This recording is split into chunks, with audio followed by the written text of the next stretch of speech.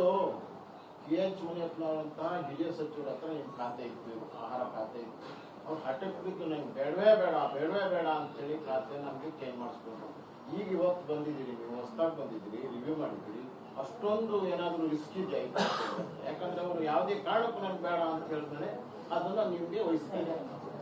ಅದು ತಮಗೆ ವೈಯಕ್ತಿಕವಾಗಿ ಏನಾದರೂ ಹೇಳಿರ್ಬೋದು ಯಾವುದೇ ಕಾರಣಕ್ಕೂ ಬೇಡ ಅಂತ, ಆ ಥರ ಇಲ್ಲ.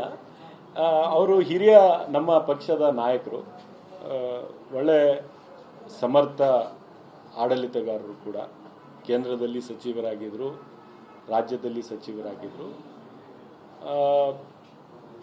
ಅವ್ರು ಕೇಳಿಕೊಂಡು ಬೇರೆ ಖಾತೆ ತಗೊಂಡಿದ್ದಾರೋ ಅಥವಾ ಮಾನ್ಯ ಮುಖ್ಯಮಂತ್ರಿಗಳು ಅವ್ರು ಚರ್ಚೆ ಮಾಡಿದಾರೋ ನನಗೆ ಗೊತ್ತಿಲ್ಲ.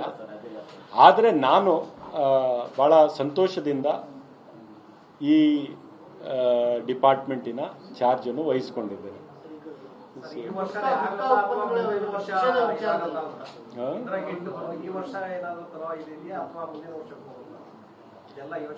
ಇಲ್ಲ, ಇವತ್ತೇ ನಾನು ರಿವ್ಯೂ ಮಾಡಿ ಕೆಲವು ಅವ್ರಿಗೆ ಡೈರೆಕ್ಷನ್ಸ್ ಕೊಟ್ಟಿದ್ದೀನಿ. ಅದನ್ನು ಸ್ಟಡಿ ಮಾಡ್ಕೊಂಡು ಬಂದ ನಂತರ ನಾನು ಹೇಳ್ಬೋದು ಸ್ವಲ್ಪ ಡ್ಯೂರೇಷನ್. ನಿಷೇಧ ಮಾಡಿರುವಂತದ್ದು ಅಡಿಕೆ ಬೆಳೆಗಾರರ ಆಕ್ರೋಶ ವ್ಯಕ್ತಪಡಿಸಿದ್ದಾರೆ. ನಿಮ್ಮ ಕಾಂಗ್ರೆಸ್ನ ಶಾಸಕರು ಸಹ ಇವತ್ತು ಸಾಕಷ್ಟು ಆಕ್ರೋಶವನ್ನು ಹೊರಹಾಕಿದ್ದಾರೆ. ಏನು ಕರೆಕ್ಟ್ ಆಗಿ ಸರ್ಕಾರದ ನಿರ್ಧಾರ ಏನು ಸರ್? ನಿನ್ನೆ ಸಿಎಂ ಅವರು ಆಹಾರ ಇಲಾಖೆ ಕಾರ್ಯದರ್ಶಿ ಜೊತೆ ಮಾತನಾಡಿದ್ದಾರೆ. ಬಹುಶಃ ಆರೋಗ್ಯ ಇಲಾಖೆದು ಕಾರ್ಯಕ್ರಮ ಅದು. ತಾವು ಖಾದರ್ ಅವ್ರಿಗೆ ಮಾತಾಡಿದ್ರೆ ಸ್ಪಷ್ಟತೆ ಬರುತ್ತೆ. ನನಗೆ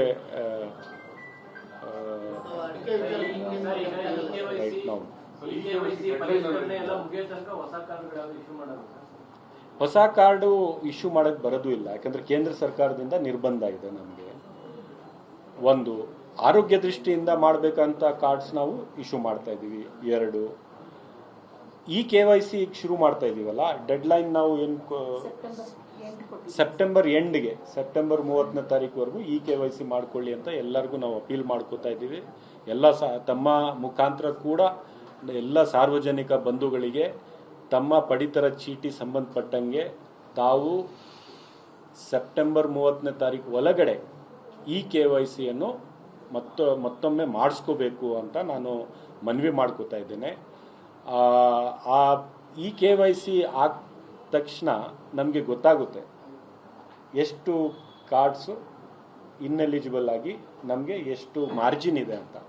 ಆ ಮಾರ್ಜಿನನ್ನು ಇಟ್ಕೊಂಡು ರಾಜ್ಯ ಸರ್ಕಾರದ ಮಟ್ಟದಲ್ಲಿ ಚರ್ಚೆ ಮಾಡಿ ಹೊಸಬ್ರಿಗೆ ಅವಕಾಶ ಮಾಡಿಕೊಡ್ತಕ್ಕಂಥ ಚರ್ಚೆ ನಂತರ ತೀರ್ಮಾನ ಆಗುತ್ತೆ. ಸರ್, ಈಗ ಬಾರ್ ಸಂದರ್ಭದಲ್ಲಿ ಹೋಟೆಲ್ ಅಂಡ್ ರೆಸ್ಟೋರೆಂಟ್ಗಳಲ್ಲಿ ದುಪ್ಪಟ್ಟು ಮಾಡಿದ್ರು, ಅದು ಆಹಾರ ಪದಾರ್ಥಗಳದ್ದು ಇದನ್ನ ತಿಂಡಿ ತಿನಿಸುಗಳದ. ಈಗ ಮತ್ತೆ ಇಳಿದಿದೆ ಸರ್. ಮತ್ತೆ ಏನಾದ್ರೂ ಪ್ರೈಸ್ ಕಡಿಮೆ ಮಾಡೋದಕ್ಕೆ ಏನಾದ್ರು ಅದೇ ಕಂಟಿನ್ಯೂ ಆಗ್ತಾ ಇದೆ. ಒಂದ್ ಕಡೆಗೆ ನಿಮ್ ಸ್ನೇಹಿತರು ಫುಟ್ಪಾತ್ ತೆರವು ಮಾಡಿದ್ದಾರೆ, ಕೃಷ್ಣ ಬೈರೇಗೌಡರು. ಇದ್ರ ಬಗ್ಗೆ ಇಲ್ಲ, ಇದ್ರ ಬಗ್ಗೆ ನಾವು ಡೆಫಿನೆಟ್ಲಿ ಇದ್ರ ಬಗ್ಗೆ ಯೋಚನೆ ಮಾಡಲೇಬೇಕು, ಅನಿವಾರ್ಯ ಇದು. ಇಲ್ಲ, ಇದ್ರ ಬಗ್ಗೆ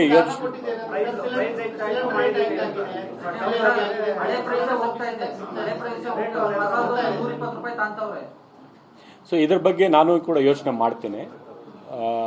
ಈ ವಾರ್ ಕಂಡ್ರೆ ಈ ವಾರ್ ಕಂಪ್ಲೀಟ್ ನಿಂತು ಇಲ್ಲ, ಸೀಸ್ ಫೈರ್ ಆಯ್ತು, ಮತ್ತೆ ಇದು ಮಾಡ್ತಾ ಇದ್ದಾರೆ ಅಲ್ವಾ? ಇಲ್ಲ ಮಾಡಿದ್ದು. ಸೊ ಇದ್ರ ಬಗ್ಗೆ ಸ್ವಲ್ಪ ನಾನು ಕೂಡ ಚಿಂತನೆ ಮಾಡ್ತೀನಿ.